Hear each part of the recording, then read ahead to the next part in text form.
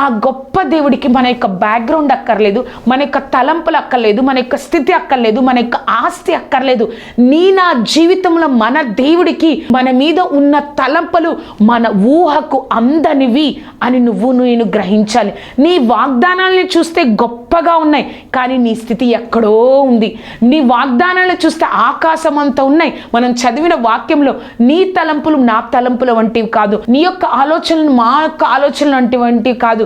భూమికి ఆకాశానికి ఎంత ఎత్తుగా ఉన్నదో నీ తలంపులు నా తలంపులు అంతగా తేడా ఉన్నది అని దేవుడు చెప్తున్నారు. మనం ఎప్పుడు మన స్థితిని బట్టి మనం ఊహించుకుంటాం, మన గురించి కొంతమంది ఆ విధంగా అనుకుంటారు, కానీ నా జీవితంలో అది మనం గుర్తుపెట్టుకోవాలి.